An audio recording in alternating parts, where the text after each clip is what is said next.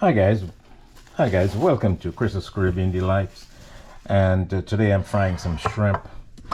I'm gonna make some fried shrimp. I have some jumbo shrimp here, which I seasoned with some. I have some garlic, complete seasoning, a little bullion powder, and some ground hot pepper. I wanted a nice spicy shrimp. To this I'm going to add just about a tablespoon or so of cornstarch, just to give it that crisp outside, crisp coating. I have the cornstarch here. I'm coating it with the cornstarch, and then what I want to do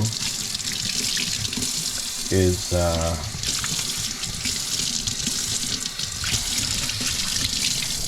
let me wash my hands here.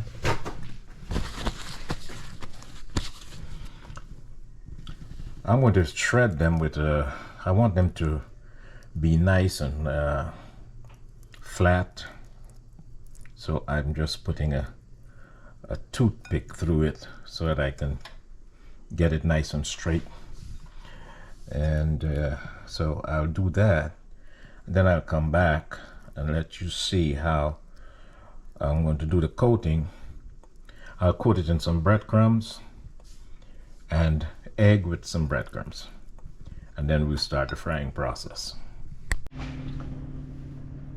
So now we're ready to coat our shrimp.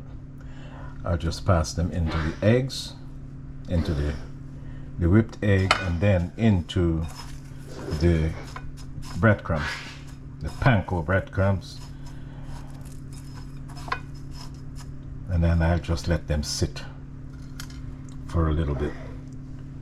So into the eggs, into the whipped egg, and then into the panko. Just make sure it's coated with the panko breadcrumbs.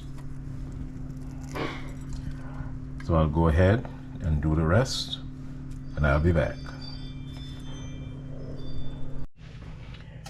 Well, I like my oil to be as close to 350 as possible, and let's see where it's at right now. I'm at 341, so I'll give it another minute or so. It should come up to temp. I just love it at 350 before I start.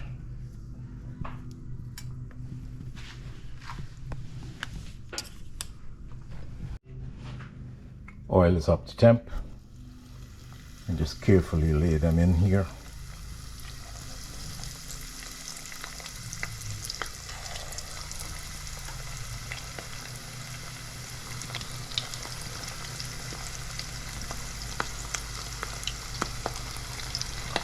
And once you put the shrimp in there, the cold shrimp is going to drop the temperature for a minute or so, but it's gonna, as the shrimp cooks, it's gonna come back to temp. So it's gonna come back to its 350. So don't be worried about that. And just monitor it. Just make sure it doesn't go to 400.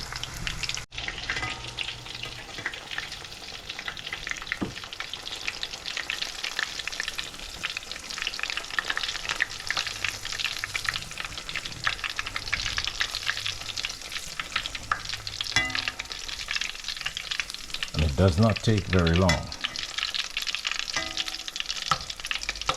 It takes about 2 minutes, and you're good.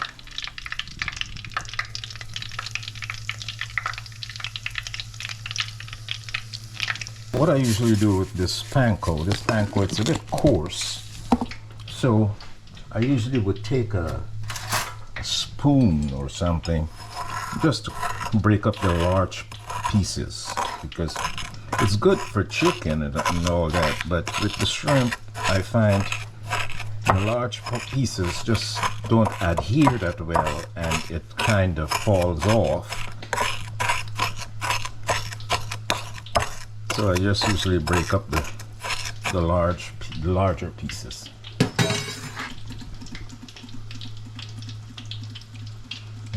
ahead. So I seasoned it, then I rubbed it with a little cornstarch, then the egg, then into the panko, the breadcrumbs.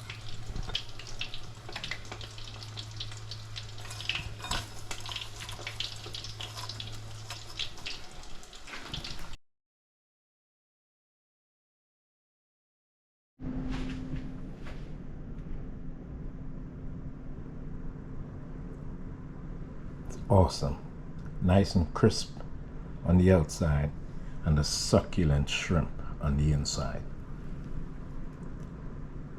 We'll do a taste test. Here we go, guys. Bon appetit.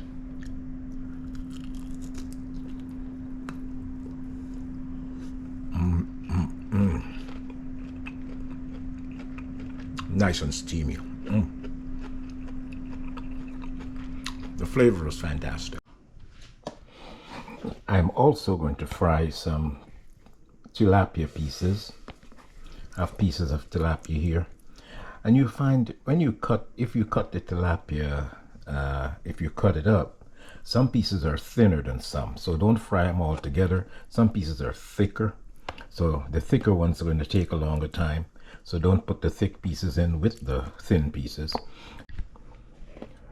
So don't fry them all together, just fry the thin pieces first or last, and fry the thick pieces separately.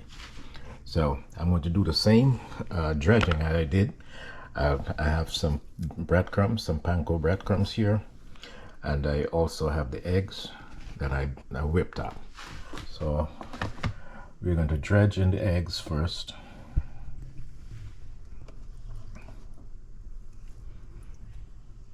And these are seasoned with the garlic, salt and pepper, bullion powder, and also some complete seasoning. That's my regular go-to seasonings for fish. My oil was a little above where it's supposed to be. It was at 365, so I just pulled it off the stove for a little, and so that it can calm down. It can it could get back to temperature to at least closer to 350. And my stove is on low, so we'll just lay them in here now. Now that the temperature has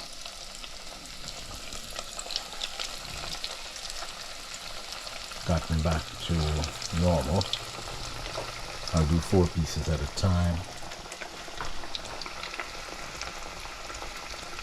And once they start to become brown, that's when I'll switch them over. I'll turn them over so that the other side could be cooked. In the meantime, I'm just going to continue dredging here.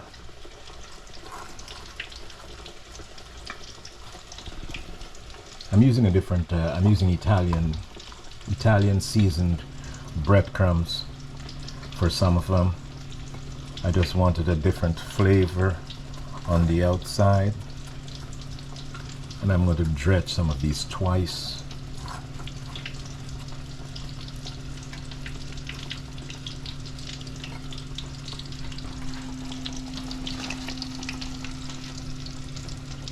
Just have to monitor the situation here.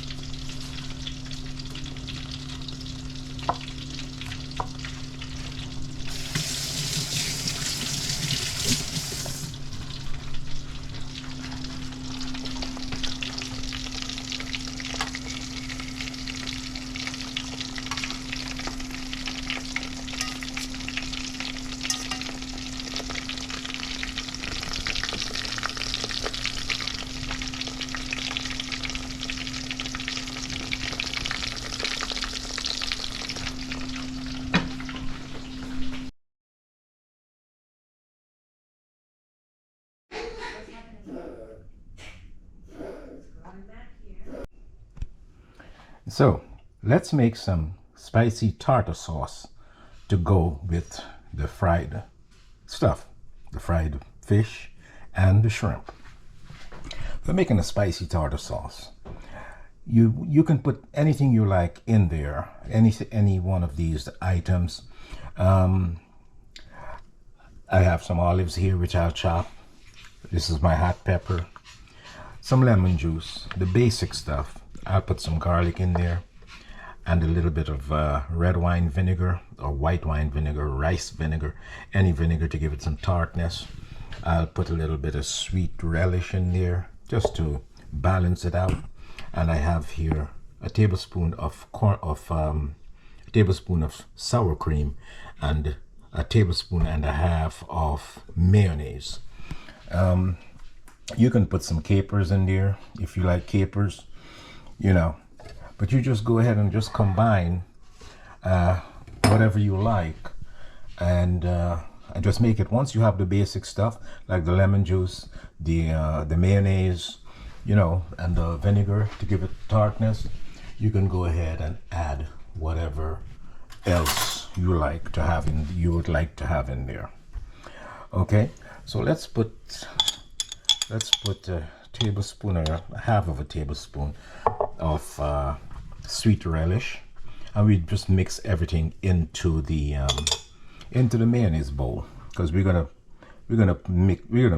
stir everything in eventually. So let's put first, I'll do 2 tablespoons of lemon juice, because you don't want it too runny, and I'll put a tablespoon and a half of the vinegar. We'll add the hot pepper in there. Now I'll slice my garlic, or I'll just use my garlic press. I'll just use my garlic press. I like to take the bottom off.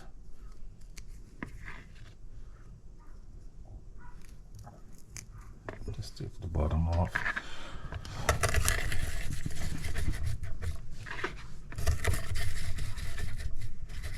And that's it.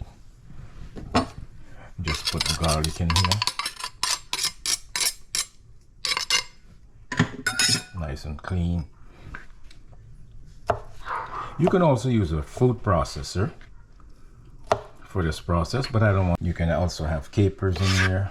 Yeah, as I was saying, you can put them all in a blender, but I don't like it too mushy.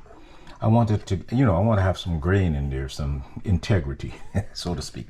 And you just mix this all in here.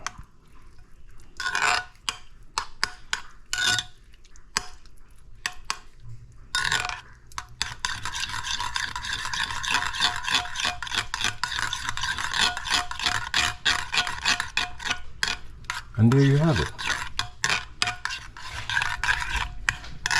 Some wonderful homemade tartar sauce.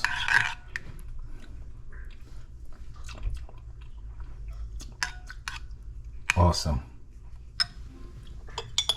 Oh, and that spice. The little pepper that I put in there, I just think it needs a little more lemon juice. If you need it thicker, just add a little more sour cream or mayonnaise.